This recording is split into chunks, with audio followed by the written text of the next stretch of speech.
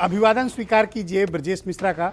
और आप देखना शुरू कर चुके हैं द डिबेट। बहनों भाइयों, अब हम चौथे चरण के बाद पांचवें चरण के चुनाव की तरफ बढ़ रहे हैं। ये मुकाबला बहुत ही दिलचस्प है। श्रावस्ती बहराइच से शुरू होने वाले ये क्षेत्र चित्रकूट तक जाता है, यानी नेपाल बॉर्डर से लेकर ये इलाका अयोध्या होते हुए प्रयागराज के रास्ते कौशाम्बी से चित्रकूट की तरफ जाता है। बहुत बड़ी टेरिटरी है। इसमें अवध के क्षेत्र भी शामिल हैं, पूर्वी उत्तर प्रदेश भी सम्मिलित है और बुंदेलखंड का भी इलाका। तो इस क्षेत्र का चुनाव किस प्रकार का होने जा रहा है? जो महत्वपूर्ण लोग चुनाव लड़ रहे हैं उसमें केशव प्रसाद मौर्य, रघुराज प्रताप सिंह, आराधना मिश्रा मोना और पवन पांडे अयोध्या से। तो इस चुनाव में क्या होने जा रहा है? अगर आप याद करें 2017 तो भारतीय जनता पार्टी की प्रचंड लहर इस क्षेत्र में थी, लेकिन वो साल दूसरा था। अब ये साल दूसरा है, यानी 2022 है। क्या होगा इसमें? मुद्दे क्या हैं इस क्षेत्र के? हम सभी विषयों पर आज विस्तार से चर्चा करने वाले हैं। बहनों भाइयों, पांचवा चरण कई राजनीतिक दलों के लिए बहुत ही बड़ा पैगाम लेकर आया है। यह ऐसा चरण है जो ये तय कर देगा कि उत्तर प्रदेश में सरकार किसकी बनने वाली है। 5 कालिदास मार्ग कौन जाने वाला है और पंचम तल लोक भवन पर कौन मुख्यमंत्री बैठने वाला है। पांचवा चरण बहुत ही निर्णायक है। इसकी 61 सीटें ये तय कर देंगी कि भारतीय जनता पार्टी सत्ता में वापसी कर रही है या फिर समाजवादी पार्टी उससे सत्ता छीनने में कामयाब होती है। इधर के मुद्दे क्या हैं? इधर का मुद्दा छुट्टा पशुओं का मुद्दा बहुत बड़ा है। बेरोजगारी, महंगाई, किसानी की समस्या बड़ी है। इंफ्रास्ट्रक्चर के मुद्दे बड़े हैं और बड़े पैमाने पर यहाँ फैली बेरोजगारी ने नौजवानों को काफ़ी दुखी और विचलित कर रखा है। भारतीय जनता पार्टी ने इस क्षेत्र से बहुत ही निर्णायक बढ़त पिछले चुनाव में हासिल की थी। क्या वो बढ़त बीजेपी इस चुनाव में कायम रखने में सक्षम है? कर पाएगी? अगर बीजेपी ऐसा कर पाती है तो उसे आगे के चरणों में 6वें 7वें में बड़ी मदद मिलेगी। लेकिन अगर थोड़ी छोटी सी भी चूक बीजेपी को बहुत भारी नुकसान इस क्षेत्र में पहुंचा सकती है। आज की मैं डिबेट को आगे बढ़ाऊं इसके पहले मैंने एक बहुत ही विशेष मेहमान को आमंत्रित किया हुआ है। आज की परिचर्चा में मेरे साथ प्रसपा के राष्ट्रीय अध्यक्ष शिवपाल यादव इस वक्त मौजूद हैं। बहुत स्वागत आपका शिवपाल जी। जी धन्यवाद। बहुत दिनों के बाद आपसे साक्षात्कार का मौका मिला। ऐसा प्रतीत होता है कि आपने कुछ वजन वगैरह घटाया है। जी बिल्कुल स्वस्थ हैं, लेकिन वेट तो कम हुआ है। जी, तो राजनीतिक वेट कितना आपका बढ़ा? देखिए, राजनीति में मेहनत पड़ी है इधर बहुत। 1 साल से लगातार पूरे प्रदेश का दौरा से जनता से संपर्क की वजह से जी हाँ, तो थोड़ा सा वेट कम हुआ है। कोई ऐसा नहीं है, पूरी तरह से स्वस्थ। मैं जानना चाहता हूं कि उत्तर प्रदेश की राजनीति में शिवपाल यादव का वजन कितना बढ़ा? देखिए, वैसे तो देखिए हमने अपनी पार्टी तो बनाई थी, प्रगतिशील समाजवादी पार्टी, और पूरे प्रदेश में मैंने संगठन भी खड़ा कर लिया था। लेकिन जब मैं पूरे उत्तर प्रदेश में निकला, हर ज़िले में मैंने दौरा किया है। स्वागत भी बहुत बड़ी संख्या में हुआ है, लोगों ने स्वागत भी किया। लेकिन लोगों के मन में एक ही बात आ रही थी, जो भी था गरीब किसान जो भारतीय जनता पार्टी से त्रस्त था, तो उनके मन में यही था कि भारतीय जनता पार्टी की सरकार हटे उत्तर प्रदेश से। लोगों के सामने बहुत परेशानियां थीं। जी, आप जब जनता के बीच जा रहे थे शिवपाल जी, तो जनता को निराश किया। जनता में क्या चल रहा है सरकार के प्रति? देखिए, पूरे उत्तर प्रदेश की जनता निराश थी भारतीय जनता पार्टी के। कहीं पर भी कोई विकास नहीं किया, बस झूठे वादे, जितने भी झूठे वादे इनके निकले, तो कोई इन्होंने काम नहीं किया था। न तो किसान के लिए, न गरीब के लिए, न नौजवानों के बेरोजगारी के लिए कोई काम ही नहीं किया था। केवल झूठे वादे। जैसे ही चुनाव आए, हिंदू मुस्लिम बस मंदिर मस्जिद जब आप तो अपनी बस राह यही पर काम निकल था गए इनका, बस थे, इसके अलावा। आपने अपनी इस पार्टी बना ली थी, अपना संगठन खड़ा कर लिया था, चुनाव लड़ने की तैयारी कर रहे थे, तो फिर अचानक ऐसा क्या हुआ कि आपने भतीजे को गले लगा लिया? देखिए, पूरे उत्तर प्रदेश की जनता की मांग थी हमारे सामने। उन्होंने कहा था एक हो जाना चाहिए, चचा भतीजे एक हो जाना चाहिए। ये पूरे उत्तर प्रदेश की जनता की मांग थी। जब भी हम उत्तर प्रदेश हर ज़िले में निकले तो एक ही मांग आ रही थी कि अगर भारतीय जनता पार्टी को हटाना है तो एक हो जाइए।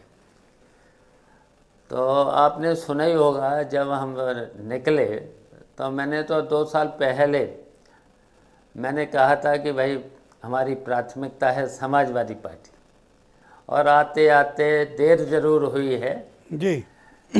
लेकिन जब अखिलेश हमारे पास आ गए तो पूरी जनता की मांग भी थी, तो हम लोग फिर दिल से एक हो गए। और नहीं, जब दिल से जनता की एक हो मांग गए, थी, आप एक हो गए, ये वैसे बात मैं समझ गया, लेकिन आपकी कितनी मांग थी कि आप भतीजे के साथ रहें?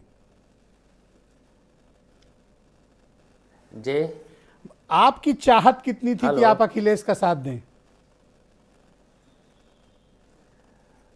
देखिए, वैसे तो देखिए हमारी तैयारी भी थी,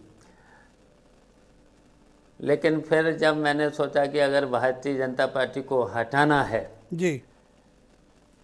और फिर जब दिल से एक हुए तो मैंने अखिलेश यादव को नेता मान लिया, और मैंने कहा कि अखिलेश यादव उत्तर प्रदेश के मुख्यमंत्री हटें और भारतीय जनता पार्टी का तभी सफाया हो सकता है। जी। इसलिए हम एक हो गए। पिछले दिनों मैंने मुख्यमंत्री जी का एक साक्षात्कार किया, इंटरव्यू किया। आपका नाम आते ही वो बहुत भावुक हो जाते हैं, कई बार आपको लेकर बड़े चिंतित दिखाई दिए मुझे इंटरव्यू में। मैं इसका कारण नहीं समझ पाया। देखिए, अब अखिलेश वैसे तो देखिए भतीजे हैं, मैं मुख्यमंत्री योगी नेताजी को आदित्यनाथ हमने की बात कर हमेशा रहा हूं। बहुत कुछ मैंने माना। मुख्यमंत्री योगी आदित्यनाथ का इंटरव्यू किया तो आपकी काफी पैरवी करते मुझे दिखे वो। देखिए, वैसे तो देखिए हमने हमेशा संतों का हमेशा सम्मान किया है। आप जानते ही हो कि हमारे जो उत्तर प्रदेश में जितने भी संत हैं, जी। तो बहुत से संतों को हम जानते हैं। तो देखिए, संतों से हमें हमेशा हमने संतों का सम्मान किया है। लेकिन विधानसभा में भी जब भी मुझे मौका मिला तो मैंने देखिए सुझाव ज़रूर दिए हैं, सुझाव ज़रूर दिए हैं, लेकिन सुझाव के साथ साथ मैंने सम्मान तो हमेशा किया है। जी। अच्छा, आप ये भी जानते हैं कि जब हम मंत्री रहे तब दूसरे दलों के लोग भी हमारे पास आते थे, तो उनको भी हम सम्मान के साथ बैठालते थे, और उनका जो भी काम हम कर सकते थे, एक मुद्दा जो उन्होंने सही काम मुझे दिए होता गए था इंटरव्यू उनका। में एक मुद्दा आपसे संदर्भ में उठाया था। मुद्दा ये था कि जब मुख्यमंत्री का कहना था कि जब मैंने वो मुद्दा उठाया कि शिवपाल यादव की उपेक्षा हो रही है, तब समाजवादी पार्टी ने उन्हें स्टार प्रचारक बनाया। ऐसा दावा योगी आदित्यनाथ ने किया मुझे दिए इंटरव्यू में। जी, मुझे जो इंटरव्यू दिया मुख्यमंत्री ने, उसमें उन्होंने कहा कि चूंकि मैंने ये मुद्दा उठाया इसलिए शिवपाल यादव को समाजवादी जी। पार्टी ने स्टार प्रचारक बनाया। हाँ, ये देखिए स्टार प्रचारक तो बनाया है, लेकिन मैंने पूरी तरह से समाजवादी पार्टी और समाजवादी पार्टी के राष्ट्रीय अध्यक्ष अखिलेश यादव को जब नेता मान लिया है, और जब हम लोग देखिए रथ पे नेताजी, हम, अखिलेश, तीनों लोग, तो आपने देखा होगा कि पूरे उत्तर प्रदेश में जनता में कितनी खुशी की लहर दौड़ गई। जी। और पूरे जब इटावा की सड़कों पर देखा ही होगा आपने, कितना जन सैलाब उमड़ पड़ा था। तो देखिए दूसरी तरह से लहर आ गई थी समाजवादी पार्टी के पक्ष में। जी। जब समाजवादी पार्टी के पक्ष में लहर आ गई तो फिर समाजवादी के नेताओं को भी लगा कि भाई अब तो हाँ।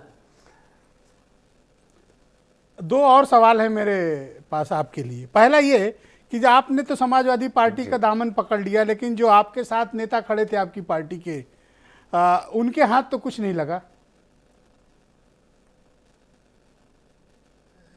जी, आपने तो सपा का दामन पकड़ लिया, लेकिन आपके साथ जो पार्टी में थे, आपकी पार्टी में, उनके हाथ कुछ नहीं लगा।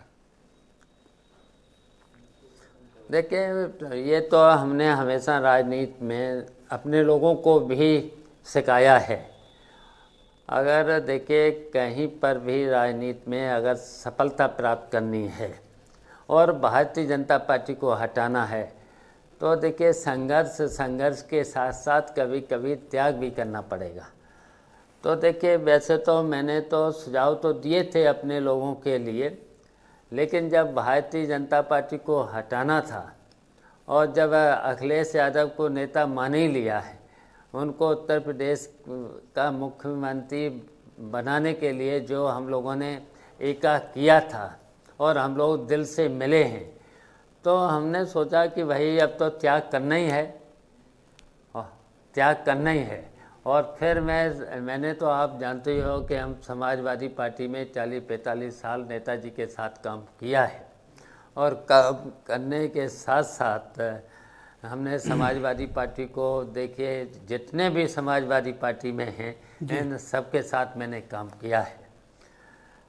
तो फिर मैंने तो अखिलेश पे छोड़ दिया था पूरा का पूरा, जो भी निर्णय लेंगे जी, जो भी करेंगे, लेकिन भारतीय जनता पार्टी की सरकार हटे और उत्तर प्रदेश में समाजवादी पार्टी की सरकार बने, अखिलेश यादव मुख्यमंत्री बने। तो इसके लिए मैंने तो फिर छोड़ दिया। जो भी साथी उस गठबंधन में लड़ रहे हैं, समाजवादी से लड़ रहे हैं, तो सभी हमारे हैं। मैंने आपका राजनीतिक जीवन, राजनीतिक इतिहास और करियर को बड़े नज़दीक से देखा है। अब तक आप 15 चुनाव लड़ चुके हो या लड़ा चुके हो। 2022 का ये चुनाव शिवपाल यादव की नज़र में कैसा है और क्या होने जा रहा है? देखिए, अब पश्चिम से शुरुआत हुई है। पहला चक्र, दूसरा चक्र, तीसरा चक्र, तो सभी चक्र में समाजवादी पार्टी की जो गठबंधन बना है वो अभी तक तो बहुत आगे चल रहा है। और आते आते देखिए अब 5वां चक्र का चुनाव होना ही है, फिर 6वां 7वां आते आते प्रचंड बहुमत की सरकार अखिलेश यादव के नेतृत्व में बनने जा रही है। ऐसा आप सोचते हैं कि प्रचंड बहुमत से बनेगी या फिर जनता से आपको वो फीलिंग महसूस हो रही है? देखिए, जनता की फीलिंग भी और प्रचंड बहुमत की सरकार अब की बार बनेगी। वो इसलिए बनेगी कि 5 साल में भारतीय जनता पार्टी की सरकार ने प्रदेश के लिए कोई काम नहीं किया है। शिवपाल जी, ये प्रचंड बहुमत कितना होता है? थोड़ा इसकी सीमा बता दीजिए मुझे। प्रचंड बहुमत का मतलब क्या है? प्रचंड बहुमत देखिए प्रचंड बहुमत 250 से लेके 300 तक जा सकते हैं। ये गठबंधन बना है जो अखिलेश यादव के नेतृत्व में, 300 तक जा सकते हैं। 250 से लेकर के 300 के बीच में समाजवादी पार्टी के। देखिए, आप बहुत बड़े नेता हैं और आपको अनुभव बहुत है, इसलिए कोई भी बयान सोच समझ कर दीजिए। मैं फिर से आपसे कह रहा हूँ। नहीं, ब्रजेश साहब तो जानते हो मैं थोड़ा सा कभी झूठ बोलना मुझे आता नहीं जी। हाँ, तो 250 से 300 सीटें। देखिए 250 से लेकर बीच में सीटें निकलेंगी समाजवादी पार्टी, तब तो फिर इस पर सरकारी बन जाए। जब मैं 250 बोल रहा हूँ तो ये 250-300 जब सीटें आनी होती हैं तो माहौल दिखने लगता है। मैं शिवपाल यादव से जानना चाहता हूँ, क्या शिवपाल यादव को वो माहौल दिख रहा है? देखिए, पूरी तरह से मुझे माहौल दिख रहा है। और जो देखिए बेरोजगारी, महंगाई, भ्रष्टाचार और जितने भी उन्होंने वादे किए थे देखिए यहाँ तक कि छोटा छोटा व्यापारी कितना परेशान है। जब से देखिए नोटबंदी, जीएसटी, इससे फ़ायदा किसको हुआ? व्यापारियों को कोई फ़ायदा नहीं हुआ है।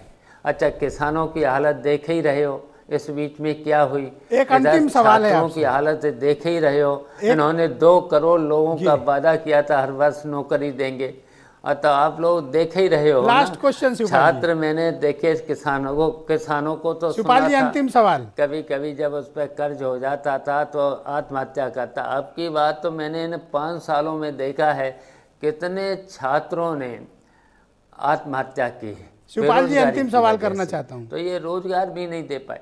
अंतिम सवाल ये है कि अपने भतीजे यानी अखिलेश यादव को क्या सलाह देना चाहते हैं आप?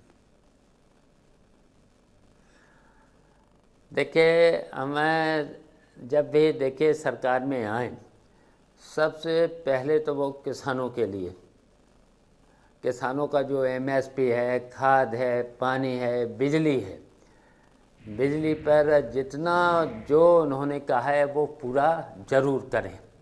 और दूसरी बात, जो देखिए नौजवान बेरोज़गार हैं, बेटे हैं, बेटियां हैं, हर परिवार में कम से कम एक बेटे को, एक बेटी को हर परिवार में नौकरी जरूर दें। नहीं, ये तो सरकार बनने के बाद की आप बात बता रहे हो।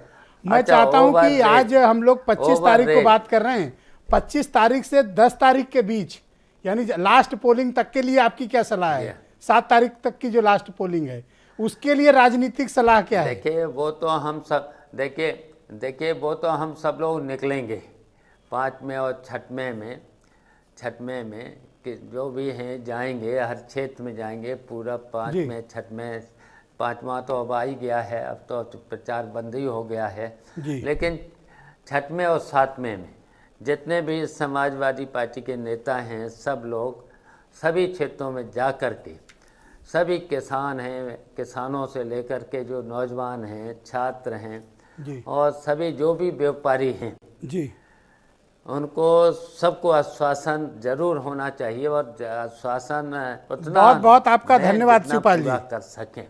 आपका बहुत बहुत शुक्रिया। क्या आप अपनी बात पर कायम हैं कि आपकी सरकार आ रही है? बिल्कुल कायम है, बिल्कुल है, और सरकार आ रही है।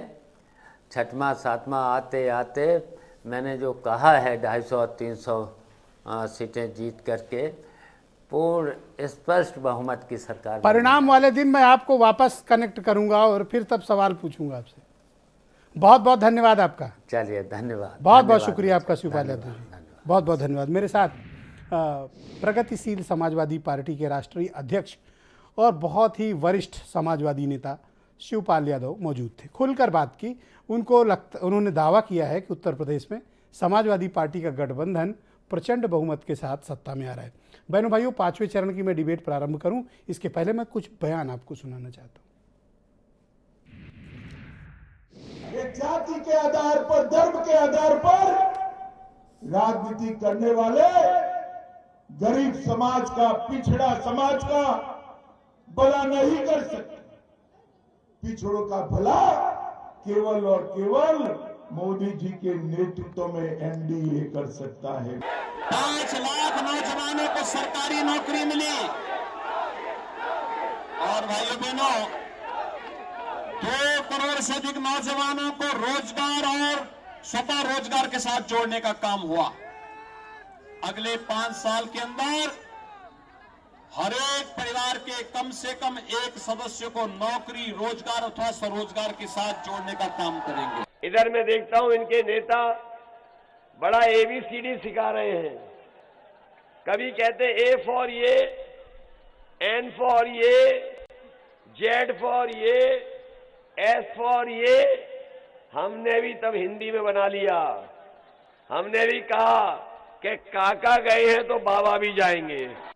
मेरा मानना है कि सराहतों की जनता अपनी बहू को मौका देने वाली है और ये बहू जो एक परिवार है जिनका, जो जानती है परिवार कैसे चलाना है और जो समझती है परिवार का दुख दर्द, वो ये जिम्मेदारी लेने को तैयार है। मुझे तो संज्ञान ही नहीं था।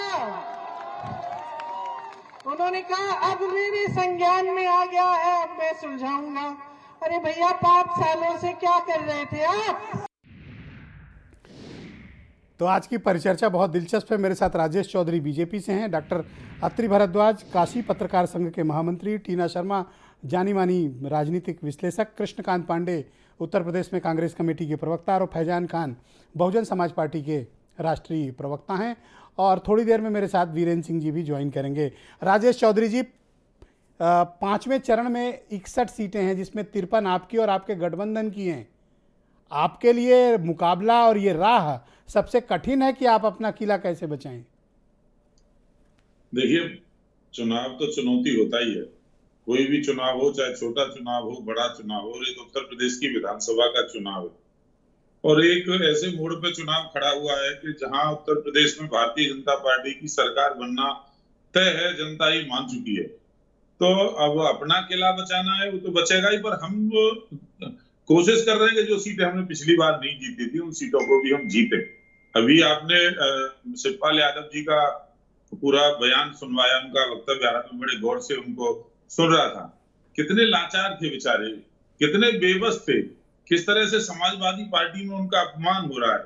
क्या मिला मेरे इस दिल को तेरे शहर में आकर, तेरी हर एक गली में निकला बेआबरू होकर। तो ये उनके परिवार का मामला है, आप इतनी दिलचस्पी क्यों रखते हैं उनके फैमिली में? नहीं, परिवार का मामला नहीं है, राजनीतिक मामला है ब्रजेश जी। कैसे? वो चाचा भतीजा हैं, वो अपने भतीजे को चीफ मिनिस्टर बनाना चाहते हैं, आपको क्या तकलीफ है? नहीं, दोनों अलग अलग दल थे, दोनों के दल अलग अलग थे, दिल मिले नहीं, और दोनों एक हुए मजबूरी में, और मजबूरी में इसलिए एक हुए कि नैया डूब रही है। अरे सुना, उनको कह रहे थे 300 सीटें आएंगी, लहर है लहर। अब वो उनके दिल से पूछो, एक सीट अपने बेटे अब मैं तो जितना पूछ सकता था पूछा, दिल वाला मेरे पास मशीन नहीं है। जब 100 सीटों लेने की जो बात करते थे, 100 सीटें लेने की, 50 लेने की बात करते थे, उन्हें एक में समझौता करना पड़ा कि कैसे भी सदन का मुंह दिख जाए, एक एक सीट के लाले उनको पड़े हुए हैं। ये स्थिति हो गई है। मुलायम सिंह यादव जी को ले जाकर के करहल में सबने देखा है क्या हालत थी उनकी, बीमार थे, उनको तो इलाज की आवश्यकता थी और ये उनसे प्रचार करा रहे थे। तो समाजवादी पार्टी मान चुकी है कि भारतीय जनता पार्टी की सरकार उत्तर प्रदेश के अंदर बनने वाली है।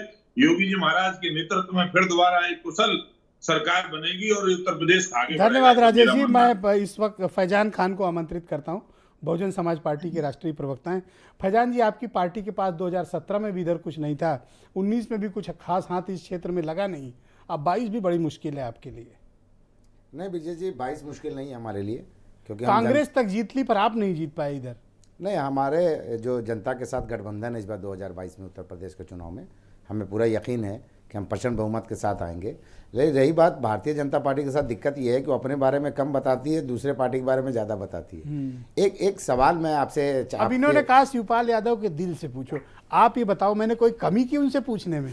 अब कोई मशीन तो रखा नहीं हो कि भाई दिल से पूछूं। मैं शिवपाल यादव को जानता हूं, उनसे पूछ रहा था। ब्रिजेश जी, अगर दिल वाला कहां से मैं सवाल लाऊं? ब्रिजेश भाई, अगर आपके पास मशीन होता तो योगी आदित्यनाथ जी से अगर पूछ लेते और चेक कर लेते तो पूरा सामना ही हो जाता, खुल जाता पूरा प्रचार। अब वो मशीन ढूंढनी पड़ेगी या बनानी पड़ेगी? मैं ये चीज कह रहा हूँ ब्रिजेश जी, सबसे बड़ी चीज दिक्कत ये हो गई है कि आदरणीय योगी जी का जो अहंकार है, जो घमंड है, वो 10 मार्च को उत्तर प्रदेश की जनता तोड़ देगी। आप देखिए, कल का एक बयान उन्होंने दिया है टीवी चैनल पे, कितना गंदा बयान दिया उन्होंने कहा है कि चुनाव आयोग, आचार संहिता जब से लगी है तो माफिया बिल से निकल गए हैं और हम जब थे तो नहीं। इसका मतलब चुनाव आयोग से ऊपर है वो। क्या चुनाव आयोग पे वो उंगली उठा रहे हैं कि चुनाव आयोग के उत्तर प्रदेश में आचार संहिता लगता ही माफिया को सक्रिय कर दिया चुनाव आयोग ने? कहने का मतलब तो यही है उनका। तो इस तरह की बातें और मर्यादा की भाषा जो उन्होंने तोड़ी है, गर्मी निकाल दूंगा, चर्बी निकाल दूंगा, मुझे पूरा यकीन है कि उत्तर प्रदेश की जनता इस बार कहीं से कमी नहीं रखेगी भारतीय जनता पार्टी की सरकार हटाने में, क्योंकि इस बार उत्तर प्रदेश की जनता चुनाव लड़ रही है भारतीय जनता पार्टी के खिलाफ। ओके, कृष्णकांत पांडे उत्तर प्रदेश में कांग्रेस कमेटी के प्रवक्ता हैं। पांडे जी, मैं आपसे जानना चाहता हूं कि 2 सीटें शायद थी आपकी पिछली बार इस क्षेत्र में, क्या स्थिति, आप अपनी आकलन कहाँ पे करते हैं? क्योंकि ये मुकाबला बाइपोलर होता जा रहा है, सिर्फ बीजेपी और समाजवादी पार्टी की तरफ सिमट रही है ये लड़ाई। रामपुर खास छोड़ के और कहीं संभावना कम है। कांग्रेस पार्टी जो 4 चरण के चुनाव संपन्न हुए हैं उसको भी देखा जाए और आज 5वें चरण का चुनाव की प्रचार आज बंद हुआ देखा जाए तो हमको जनता का अच्छा समर्थन मिल रहा है। उसका एक कारण और है कि चूंकि मुख्यमंत्री का घमंड और प्रधानमंत्री की अपने आदत के अनुसार निचले पायदान तक उतर के भाषण देने का जो उनका अपना तरीका है, इससे उत्तर प्रदेश की जनता अब उनको सबक सिखाने जा रही है। और 5 राज्यों की जनता, चूंकि हम राष्ट्रीय दल हैं, 5 राज्यों की भी बात आपके चैनल पर करें, और आपका भी चैनल बहुत बड़ा है, तो सारे जगहों पे भारतीय जनता पार्टी जहां जहां भी हो सत्ताच्युत होने जा रही है। और लोग एक सवाल पूछ रहे हैं, हम लोग प्रचार में जहां जा रहे हैं लोग एक सवाल पूछ रहे हैं, और वो लोग सवाल पूछ रहे हैं जिनके ऊपर भारतीय जनता पार्टी का इतना जबरदस्त ठप्पा लगा हुआ है कि वह वही हो सकते हैं। वह पूछ रहे हैं कि 12वीं के बाद इंटर में कैसे जाया जाता है। पूछ रहे हैं क्या भारतीय जनता पार्टी के सभी नेता अशिक्षित हैं? हमने कहा सभी नहीं हो सकते, उसमें अच्छे भी होंगे, हो सकता है कुछ की शिक्षा इंटर और 12वीं में अंतर ना समझ पा रही हो। ऐसे भी सवाल क्षेत्र में लोग पूछ रहे हैं। और जो छुट्टा पशुओं की समस्या हो, चाहे गाय के नाम पे जिस तरह से उसमें धंधा करने की रहा, उसमें धांधली करने का मामला रहा हो, चाहे बेरोजगारी, और हम तो आजमगढ़ से आते हैं जहां शराब पिला के सरकार जो लोगों की जान ले रही है, लोगों की हत्या कहीं भूख के नाते हो रही है, कहीं बेरोजगारी के नाते हो रही है, कहीं महंगाई के नाते हो रही है, और हमारे आजमगढ़ जैसे जिले में शराब पिला के सरकार हत्या कर रही है। और मैं आपको बता रहा हूं कि 103 अंक में नहीं जा रहे, 3 अंक में नहीं जा रहे हैं। भाजपा के साथी से कहूंगा इंटर और 12 का मसला जरा सुलझा दीजिए। पांडे जी धन्यवाद। दूसरे राउंड में अतिरिक्त समय रहेगा, तब आप लोगों के बाकी विचारों को मैं सम्मिलित करूंगा। 2 टॉप पॉलिटिकल एक्सपर्ट मेरे साथ मौजूद हैं, डॉक्टर अत्रि भरद्वाज और टीना शर्मा। डॉक्टर भरद्वाज, मैं आपसे समझना चाहता हूं कि अब हम धीरे धीरे आपकी तरफ यानी काशी की तरफ पहुंच रहे हैं चुनाव में, क्या माहौल है सर? बहुत बढ़िया ब्रजेश जी, आपने बहुत अच्छा सवाल किया था शिवपाल यादव जी से, और जब आपने बड़े प्यार के साथ उनको घेरा अपनी बातों से जी, तो वो मान गए इस चीज़ को कि अखिलेश को नेता मान लिया है, और होने में दोनों में फ़र्क होता है। और आपने उनके वज़न की भी बात की, वज़न उनका कम हुआ, लेकिन अब परिवार एक हो गया है तो वज़न कुछ बढ़ेगा। लेकिन मीठी मीठी बातों में आपने एक संकेत तो उनसे ले ही लिया कि अखिलेश को उन्होंने नेता मान लिया है। तो मान लेना बड़ी एक मजबूरी की बात होती है। और आप जिस तेवर से सवाल पूछते हैं उसमें राजनेता फंस ही जाते हैं कहीं ना कहीं, और जो आप निकलवाना चाहते हैं वो सामने आ जाता है। और ये जो 5वें और 6वें और 7वें चरण का चुनाव है, एक तरह से पूर्वांचल की तरफ जो बढ़ता जा रहा है जी, इसमें मूल रूप से 2 पार्टियां ही आपस में लड़ रही हैं, भाजपा और सपा। और बसपा ने अपने सारे प्रत्याशी खड़े किए हैं। एक समस्या ये है कि जब हम किसी से पूछते हैं कि कौन जीत रहा है, तो जो सामने वाला है वो पहले ये तौलता है कि हम किस पार्टी से ताल्लुक़ रखते हैं, और वो सोच करके उसी तरह से जवाब देता है। लेकिन मेरा ये मानना है कि भाजपा की सरकार बन जाएगी, और सीटें भले कुछ कम आएँ, और बहुत से वोट ऐसे हैं जो साइलेंट हैं, वो किधर जाएंगे वो ना हम जानते हैं ना आप जानते हैं, वो तो 10 तारीख को पता लगेगा। जी बहुत शुक्रिया। लेकिन जी जी जाति धर्म से जी ऊपर उठ करके जनहित में जो काम करे उसकी तरफ तो जी, उनकी तरफ तो जनता का झुकाव है। बहुत शुक्रिया आपका भरद्वाज जी। मैं टीना शर्मा जी को आमंत्रित करता हूं। टीना जी, मैं माफ़ी चाहता हूं कि आपको बहुत वक्त इंतजार करना पड़ा। उत्तर प्रदेश में 4 चरण के चुनाव हो चुके हैं। अब हम लोग पूर्वी Uttar Pradesh, deep east UP की तरफ प्रवेश कर रहे हैं। यहाँ के राजनीतिक मुद्दे, मसाइल, इश्यूज, पॉलिटिशियन, रंग मिजाज बिल्कुल अलग टाइप का है। आप क्या महसूस करती हैं कि उत्तर प्रदेश के माहौल में क्या है? देखिए, मैं बहुत पॉजिटिव महसूस करती हूँ, क्योंकि मुझे लगता है कि उत्तर प्रदेश में जिस तरह के काम पिछली सरकार में हुए हैं, योगी सरकार में, वो अपने आप में अद्वितीय हैं। और उन कामों को अगर आप आकलन करें तो उससे पिछली सरकारों से काफ़ी बेहतरी में हुए हैं। मेरे साथ बैठे कुछ पैनलिस्ट हैं जो इस पे चर्चा कर रहे थे, और मुझे लगता है कि कई बार हम चैनल पे बैठ के अपनी फ्रस्ट्रेशन निकालते हैं, लेकिन इस पूरे प्रोसेस में अगर आप जनता को गुमराह कर रहे हैं तो आप भी बराबर के दोषी हैं। मुझे लगता है कि एक शिवपाल जी का भी मैंने इंटरव्यू आपके चैनल पे देखा, तो जिस तरह से वो बात कर रहे थे मुझे कॉन्फिडेंस बिल्कुल नहीं दिखा। और एक बात और, जहाँ चाचा भतीजा मिलके कुछ करने की कोशिश कर रहे हैं लेकिन मन नहीं मिल रहे हैं, वो भी एक स्थिति आपको देखनी होगी। इस बात से इसमें कोई दो राय नहीं है कि मजबूत विपक्ष है हमारे सामने, और अखिलेश यादव जो है एक मजबूत विपक्ष की तरह खड़े हैं, वो बहुत अच्छी बात है, ये पॉजिटिव बात है और हम इसको बहुत सराहते हैं। हम तो देश में सेंट्रल गवर्नमेंट में भी विपक्ष को जिंदा करने की कोशिश कर रहे हैं, लेकिन अब कांग्रेस अगर जिंदा हो ही नहीं रही है तो उसका हम कुछ नहीं कर सकते। लेकिन हाँ, मैं कहना चाहूंगी कि कोरोना काल में जिस तरह का काम उत्तर प्रदेश ने किया वो अद्वितीय है जी। कानून व्यवस्था में जिस तरह का काम किया गया है वो भी अद्वितीय है, और जिस तरह से अर्थव्यवस्था के लिए नंबर 1 हब बना है उत्तर प्रदेश पूरे देश में, वो भी अपने आप में अद्वितीय है। और रही बात राम मंदिर और प्रयागराज की, इलाहाबाद की, तो वो तो मुझे लगता है कि चैनल पे अगर मैं बोलूंगी तो अभी थोड़ी देर में मेरे साथ के पैनलिस्ट हिंदू मुस्लिम नहीं, मैं उस पर चाहता भी नहीं कि हम लोग उस मसले पर बात करें। मैं तो चाहता हूं कि कोर इश्यूज पर ही चर्चा हो, और मैं आपको कौशाम्बी लेकर चलता हूं। सिराथू की सीट बहुत वीआईपी है इस बार। केशव प्रसाद मौर्य वहां से चुनाव लड़ रहे हैं, और बीरेंद्र सिंह जी इस वक्त सिराथू में मौजूद हैं, सिराथू असेंबली सीट पर, हमारे स्टेट हेड वहाँ से मुझे ज्वाइन कर चुके हैं। बीरेंद्र जी, बहुत स्वागत आपका। पिछले 2 दिनों से आप कुंडा और सिराथू के क्षेत्र में हैं, क्या चल रहा है और वहाँ माहौल किस प्रकार का है दोनों क्षेत्रों में, और इस 5वें चरण के लिए आपका ऑब्जर्वेशन? बीरेंद्र जी। देखिए, ये जो 5वां चरण है ये बहुत महत्वपूर्ण इसलिए हो जाता है कि यहाँ पर कई सारी वीवीआईपी सीटें हैं। उत्तर प्रदेश के उप मुख्यमंत्री केशव प्रसाद मौर्य सिराथू में चुनाव लड़ रहे हैं। राजा भैया का जनसत्ता दल है, पहली बार वो चुनाव लड़ रहा है कुंडा में, और उनके 18 प्रत्याशी हैं। इसके अलावा प्रमोद तिवारी की बेटी रामपुर खास से चुनाव लड़ती रही हैं। ये चर्चित सीटें हैं।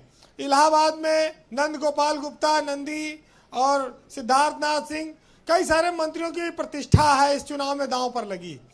लेकिन अगर सिराथू में जहां हम खड़े हैं, जहां पर बीजेपी के पूर्व प्रदेश अध्यक्ष और उत्तर प्रदेश के डिप्टी सीएम केशव मौर्य को कड़ी टक्कर मिल रही है पल्लवी पटेल से। पल्लवी पटेल ने जो होशियारी का काम किया, वो साइकिल चुनाव चिन्ह पर लड़ रही हैं। अपना दल कमेरावादी का जो चुनाव निशान था, उस लिफाफा और इसके अलावा उसको छोड़कर उन्होंने साइकिल का निशान चुना। तो इससे एक ही है कि लड़ाई यहाँ पर बड़ी तगड़ी हो गई है, और कहा जाए वो कड़ी इम्तिहान में फंसे हैं। सियासत में जो लोग हैं वो देखने में हवाई जहाज़ों में चलते हैं, बड़े बड़े पदों पर रहते हैं, मंत्री मुख्यमंत्री बनते हैं, लेकिन 5 साल बाद जनता उनकी ऐसी परीक्षा लेती है कि उनको गली गली में हाथ जोड़ने पर मजबूर होना पड़ता है। आज सिराथू में माहौल कुछ ऐसा ही है। Keshav Prasad Maurya door to door संपर्क कर रहे हैं। बीजेपी के लिए ये सीट पूरे देश में बहुत इंपॉर्टेंट इसलिए है कि ये जीत केशव प्रसाद मौर्य की ओबीसी लीडरशिप जो बीजेपी ने पैदा की है, जो उनको यहाँ तक लेकर आई है 2012 से, ये देश की सियासत में उनको और कितना आगे ले जाएगी ये तय करेगी जी। आप देखिए कि ये जो चुनाव है ये गुंडा बदमाशी, धर्म करम, हर चीज पर आधारित रहा। लेकिन जो 5वां फेज है, यहाँ पर ना जिन्ना है ना पाकिस्तान है, ना यहाँ गर्मी है ना यहाँ सर्दी है, यहाँ मौसम सुहाना है, और लोग मन बनाए बैठे हैं कि वोट किसको देना है उनको पता है। फ्लोटिंग वोट हो सकता है 2-4-5% हो, लेकिन ये 5वां फेज में मतदाता ने चुनाव तय कर रखा है। वो खुल के बोल भी रहा है कई जगहों पर, और रिजल्ट आएगा तो चौंकाने वाला होगा जी। बीजेपी सरकार बनाएगी या अखिलेश यादव सरकार बनाएंगे, ये तो 14 मार्च को ही डिसाइड होगा। लेकिन बीजेपी के सामने सबसे कड़ी टक्कर अगर कोई दे रहा है तो अखिलेश यादव दे रहे हैं। आज डिम्पल यादव आई थी, उन्होंने पल्लवी पटेल को जिताने के लिए सिराथू में कहा, और कहा कि ये महिलाओं पे जो अत्याचार हुआ है और जो 300 यूनिट बिजली फ्री दिया जा रहा है, महिलाओं को, बुजुर्गों को जो पेंशन दी जाएगी, अपनी जो पार्टी के घोषणा पत्र, उन्होंने काफी सारे बातें कही। होम मिनिस्टर भी वहां पे मौजूद थे, आज केशव मौर्य के लिए वोट मांग रहे थे। गृह मंत्री आए थे और उन्होंने साफ तौर पर कहा जी कि इस देश की सियासत में बहुत अहम चुनाव है, क्योंकि यह केंद्र के रास्ते को तय करता है। ये उत्तर प्रदेश में गुंडागर्दी को खत्म करने के लिए चुनाव है जी, और ये सुशासन के लिए उन्होंने वोट मांगा। केशव मौर्य के समर्थन में वो आए थे। इस प्रदेश में नहीं, इस देश पर सबकी निगाह है सीट पर, सिराथू पर। केशव मौर्य जीतेंगे कि हारेंगे, क्योंकि ये बीजेपी के लिए बड़ा अहम सीट है। आप देखेंगे कि कल पूरे अवध का क्षेत्र बीत जाएगा। 172 सीटें बची हैं, कल उसमें से 61 सीटों पर चुनाव हो जाएगा। 110-11 सीट बचेगी अब चुनाव के लिए। गोंडा से लेके फैजाबाद, अयोध्या, अमेठी और ये गोंडा, प्रतापगढ़, सिराथू, कौशाम्बी, ये सब इस चरण में निपट जाएंगे।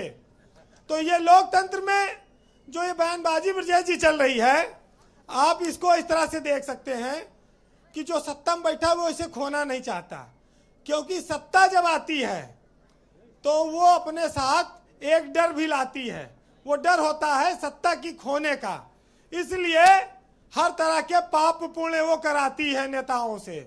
और नेता अब अपने यहाँ जनता की याददाश्त भी तो छोटी है, किसको क्या कष्ट हुआ 6 महीना में भूल जाते हैं।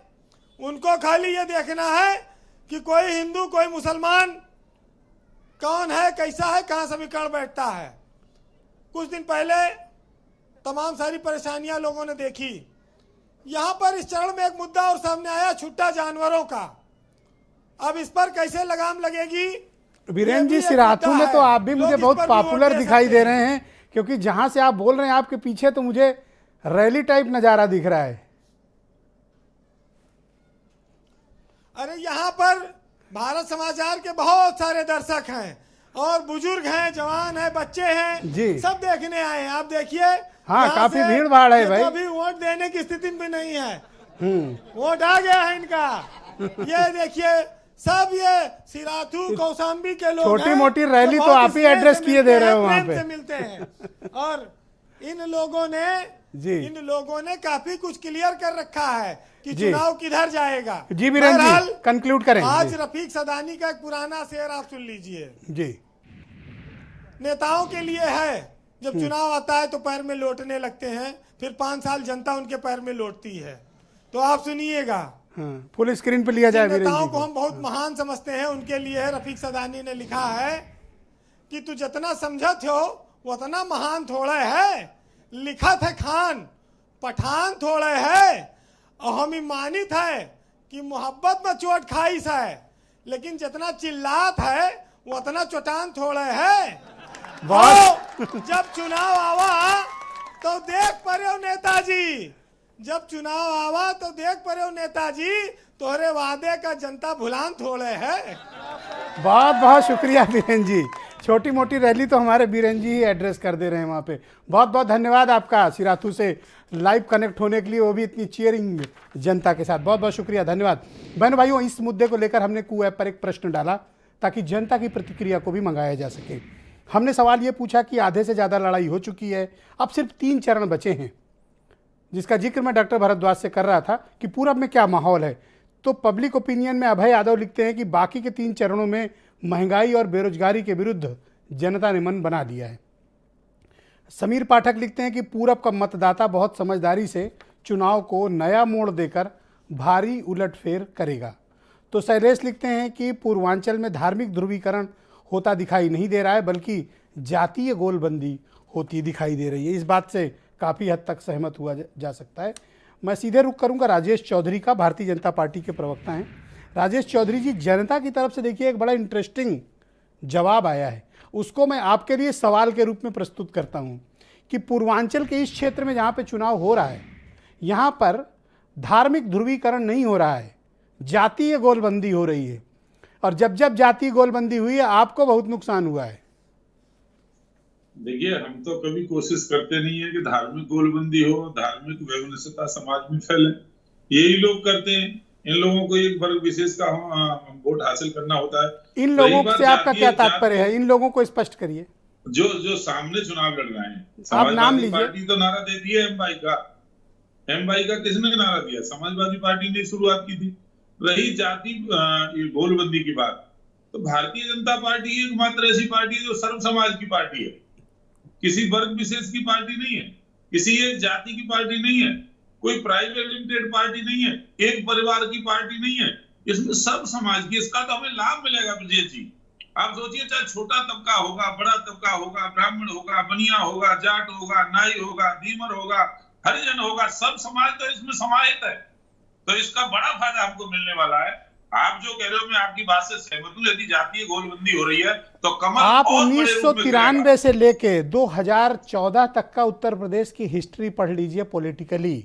जब जब बड़ी जातीय गोलबंदी हुई है, आपके हिस्से ज्यादा कुछ नहीं आया। 2019 में कोई धार्मिक ध्रुवीकरण मैं नहीं था। 14 तक की बात की मैंने। मैं जा रहा हूं पीछे आपको। 2019 में नहीं था। 2017 में पश्चिम में रहा होगा, थोड़ा बहुत होगा तो पूर्व में, यहाँ 2017 में भी नहीं था जी। 2014 में कौन सा ध्रुवीकरण था?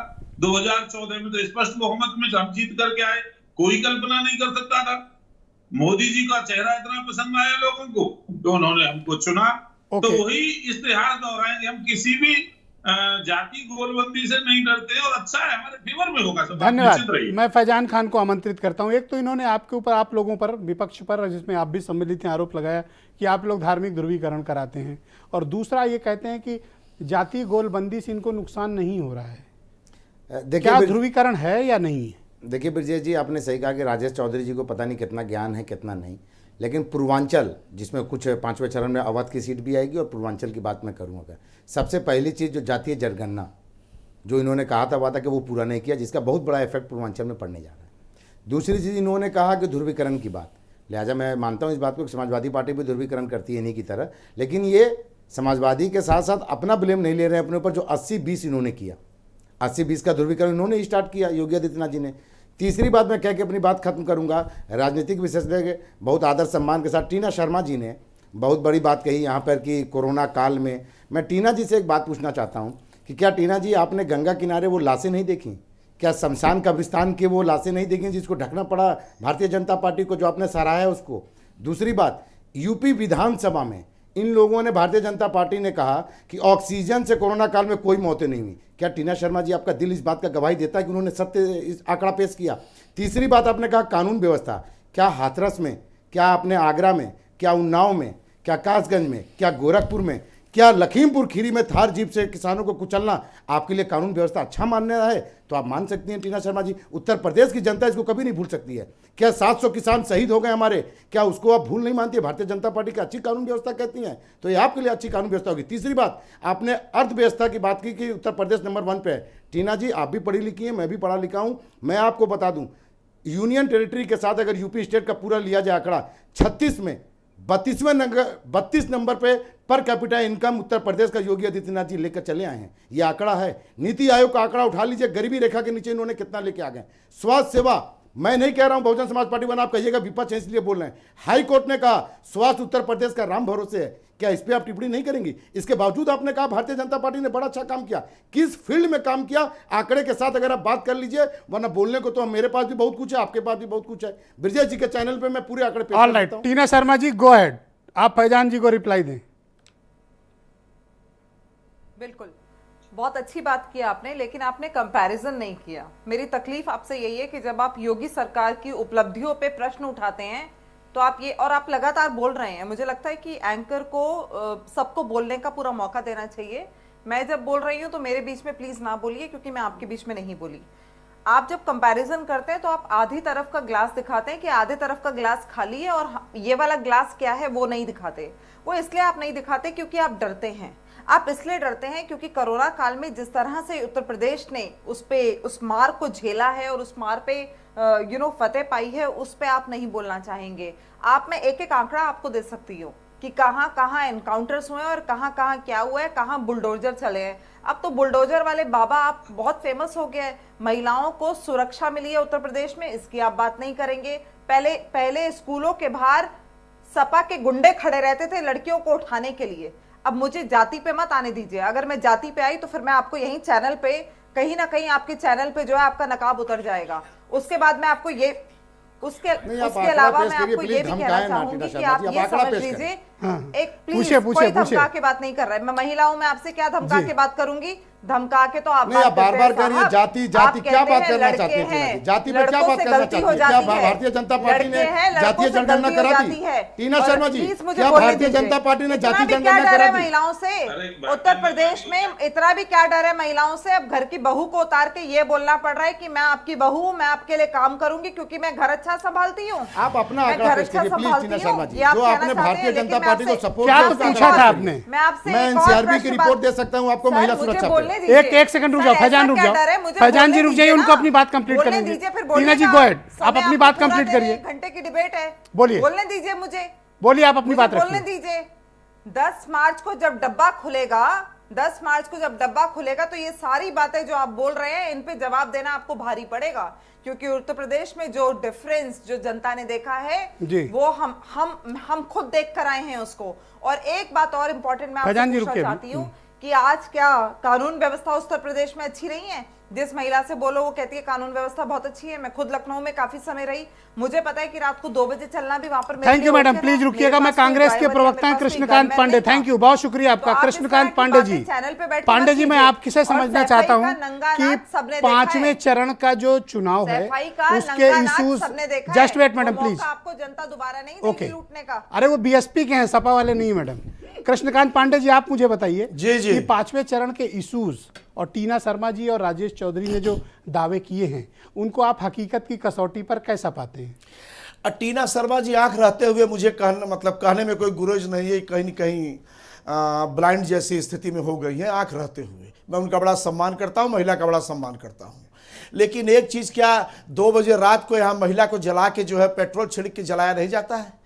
क्या उन्नाव में, उम्भा में, सब जगहों पे जिस तरह से महिलाओं के साथ अत्याचार हुआ, उत्तर प्रदेश की कानून व्यवस्था ही बता रही है बहुत अच्छी है। हो सकता है इनके दिमाग में अच्छी बात हो।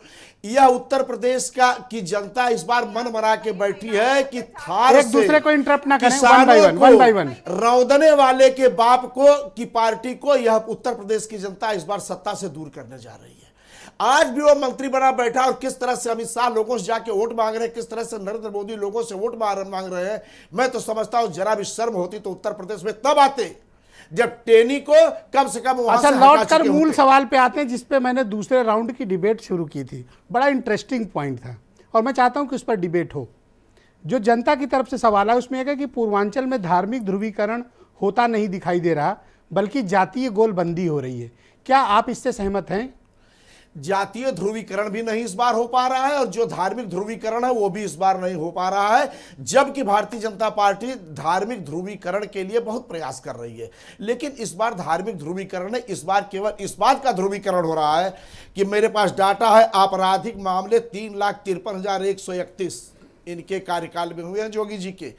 वाहन चोरी से लेके साइबर क्राइम से लेके 114 भाजपा विधायक तो इन्हीं के जो आपराधिक प्रवृत्ति के हैं, और 291 नाबालिग बच्चों की हत्या हुई है इनके कार्यकाल में। टीना जी को विशेष रूप से ये समर्पित है। 670 आपराधिक मामले सत्ता दल के नेताओं से हुए हैं। महिलाएं 164 अपराध रोज होते हैं महिलाओं से। 7,594 अपराध नाबालिग बच्चियों के साथ हुए। यह बच्चियों के अपहरण से लेकर हर तरह की उत्तर प्रदेश की कानून व्यवस्था है। उत्तर प्रदेश की गिरी हुई कानून व्यवस्था, भ्रष्ट कानून व्यवस्था, भ्रष्ट शासन और प्रशासन को उत्तर प्रदेश की जनता इस बार उखाड़ फेंकने के लिए तत्पर पांडे जी, बैठी हुई धन्यवाद। है। और उत्तर प्रदेश का निर्णय तो बहुतायत आ चुका है 4 धन्यवाद चरणों में। पांडे जी। इन 3 चरणों में पूरी तरह से यह 100 का आंकड़ा नहीं पार कर रहे हैं। डॉक्टर अत्रि भारद्वाज, देखिए मसला बड़ा महत्वपूर्ण था। हम कोशिश ये कर रहे हैं कि हम उस विषय पर रहें। टीना जी 1 मिनट रुकिएगा प्लीज। टीना जी आंकड़े में एक आपसे सेकंड कहीं रुकिए, कम नहीं ऐसे पड़ूंगा। लड़ने का कोई फायदा टीना जी, नहीं। अगर आपको बड़ा One by अभिमान one। है कि मेरे पास आंकड़े बहुत है तो आप मुझसे 1 to 1 2 घंटा 3 घंटा 4 घंटा आप डिबेट कर लीजिए।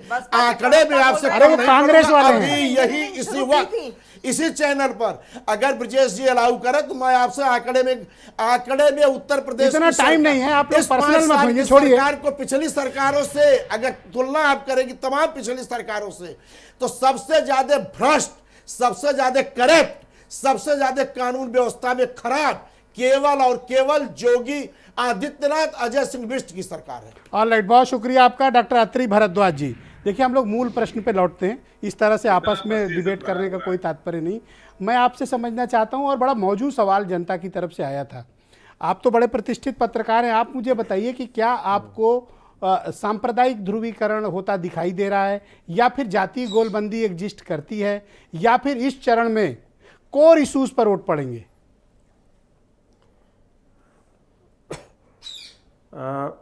ब्रजेश जी, ये तो बहुत महत्वपूर्ण सवाल आपने किया, और हम अगर तुलनात्मक अध्ययन करें तो ये जो चुनाव है, इस चुनाव में कोई ऐसी पार्टी नहीं है जिसमें अपराधी नहीं है, अगर हम तुलनात्मक अध्ययन करें जी। और हर कोई अपना दावा ठोक रहा है। जरूरी भी है, क्योंकि जब तक पेटियां नहीं खुलती, मतपत्र नहीं सामने आते, तब तक दावा करना जरूरी भी है। लेकिन जातिगत समीकरण तो बन ही रहे हैं। जैसे सपा की तरफ देखा जाए, जो संयुक्त मोर्चा बना हुआ है, वो जातीय समीकरण वहाँ भी बन रहे हैं। और 5वें, 6वें और 7वें, जिसमें बनारस भी है, तो बनारस की 1-2 सीट को छोड़ करके मुझे लग रहा है कि वो सारी भाजपा की तरफ जा रही है। और हमको वाइज होकर नहीं सोचना चाहिए, हमको ये सोचना चाहिए कि कौन पार्टी कितना कर रही है। निश्चित रूप से टीना जी ने जो कहा वो कहीं हद तक वो सही है कि विकास तो हुआ है। अब दिक्कत क्या है कि सपा में यादव और मुस्लिम वोट का जो ध्रुवीकरण हो रहा है, इसको देखते हुए तो हम ये मान सकते हैं कि जाति धर्म का कहीं ना कहीं असर पड़ रहा है। और विकास और की बात कांग्रेस को आप तो भरद्वाज जी कहां पे पाते हैं? इन दो पार्टियों की स्थिति क्या है? कांग्रेस ने अपना नुकसान खुद किया है, उनके पास नेतृत्व की कमी है। हालांकि कुछ अच्छे नेता हैं जो किनारे लगे हुए हैं, और बसपा में साइलेंट इस समय है। मायावती जी बहुत आक्रामक नहीं है, इसके पीछे भी कोई कारण उनका हो सकता है। लेकिन मुख्य विपक्षी दल के रूप में मुझे लगता है कि अखिलेश यादव एक मजबूत विपक्षी दल बनकर के सामने आएंगे। आपने कहा कि कांग्रेस में नेतृत्व नहीं है, क्या प्रियंका गांधी को कंसीडर नहीं किया जाता एक लीडर के तौर पे? मुझे लगता है कि अगर प्रणब मुखर्जी को राष्ट्रपति बनाने के बजाय उन्हें प्रधानमंत्री बनाया गया होता जी, तो आज कांग्रेस की स्थिति मजबूत होती। तो उनको राष्ट्रपति बनाने के बाद कांग्रेस में नरेंद्र मोदी की जगह मुरली मनोहर जोशी को बनाया गया होता, अटल बिहारी वाजपेयी की जगह अगर लाल कृष्ण आडवाणी को बना दिया गया होता। पांडे जी सब्र कीजिए, सब्र कीजिए, आप बात तो सुनिए पूरी। मतलब तो नहीं होता है। नहीं, आप उनकी बात तो सुन लीजिए, आप उनकी बात सुन लीजिए, फिर आप रिप्लाई दे दीजिएगा। भरद्वाज जी आप अपनी बात कंप्लीट करें। शून्य है कहाँ? 1 सेकंड रुक जाइए पांडे जी, मैं रिक्वेस्ट करता हूँ भरद्वाज जी अपनी बात खत्म कर ले, फिर मैं आता हूँ। मेरा कहने का मतलब ये है, हाँ, टीना जी रुकिएगा, टाइम मिला तो आता हूँ। मतलब ये है कि एक सशक्त व्यक्ति जो सर्वमान्य हो, उसको नेता बनाना चाहिए। और नेता ऐसा होना चाहिए जो अपनी बात मजबूती से रख सके, अपने तर्कों को रख सके, और जनता में उसकी एक विश्वसनीयता बने जी। और राहुल गांधी, प्रियंका गांधी ये नेतृत्व तो जरूर कर रहे हैं, लेकिन इनको समय इसके बाद, अगर पहले आए होते राजनीति में और सक्रिय होते तो आज कांग्रेस की स्थिति और मजबूत होती। धन्यवाद भरद्वाज जी। मैं चाहता हूं, हाँ बताएं भाई पांडे जी, क्या ऐतराज था आपको? ऐतराज मुझे क्यों? 20 सेकंड भाई आप राजनीतिक विश्लेषक आता हूं टीना जी, इसके बाद आप के पास आ रहा हूं। मैं आपका बड़ा सम्मान कर रहा हूं, लेकिन क्या ये नहीं कहा जा सकता कि अटल बिहारी वाजपेयी की जगह लाल कृष्ण आडवाणी, क्योंकि बीजेपी को उस समय खड़ा करने में लाल कृष्ण आडवाणी का बड़ा हाथ था, क्यों अटल जी को प्रधानमंत्री बनाया गया? ये तो कोई सवाल नहीं हुआ, ये उनका अंदरूनी मामला। क्यों नरेंद्र मोदी प्रधानमंत्री बने? राष्ट्रीय अध्यक्ष राजनाथ सिंह थे, मुरली मनोहर जोशी, तमाम इनके बड़े नेता थे। उत्तर प्रदेश में थैंक यू, आपके 20 सेकंड खत्म। थैंक यू, शुक्रिया। प्रपोज बीजेपी ने टीना शर्मा जी गो अहेड, आपके पास है 20 सेकंड, बोलिए जी।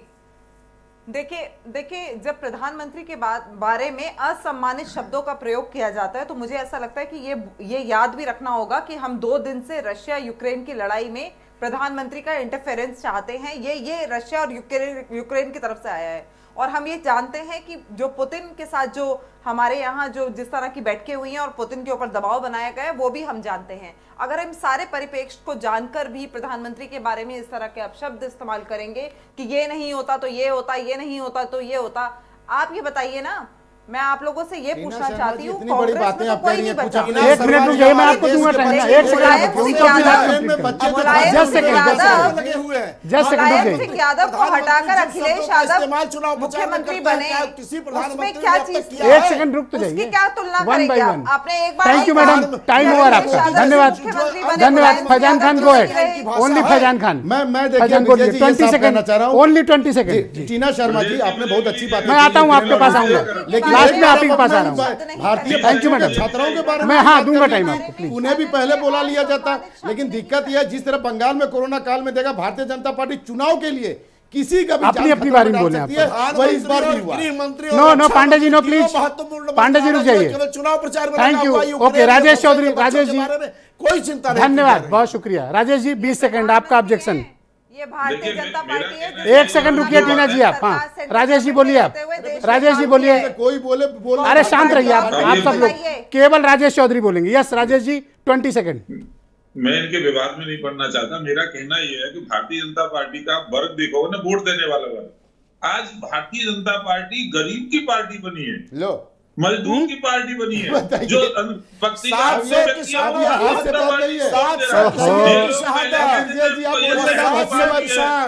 आप बताइए ये कितनी हंसी की बात है, कह रहे गरीबों की पार्टी है, अगर हम लोग एक एक करके बात करें तो ज्यादा ठीक होगा, बारे में कुछ आप बता दो, 1 by 1 बात होनी चाहिए। अब देखिए इनका कोई अस्तित्व तो है नहीं, इन पर समय बर्बाद करना मैं चाहता नहीं। किसके लिए कह रहे हो आप? बिल्कुल सही एकदम कह रहे हैं कि पूरे देशवासियों का कोई अस्तित्व आपके सामने, हम दो हमारे दो के सामने पूरे देशवासी। धन्यवाद, बहुत शुक्रिया। Debate over, debate over. धन्यवाद, धन्यवाद, बहुत बहुत शुक्रिया। आप सबका बहुत बहुत आभार कि आप सबने आज इस बेहद महत्वपूर्ण परिचर्चा में अपनी अपनी राय रखी। बहनों भाइयों, आप सबका भी बहुत शुक्रिया और धन्यवाद इस कार्यक्रम को देखने के लिए। नमस्कार।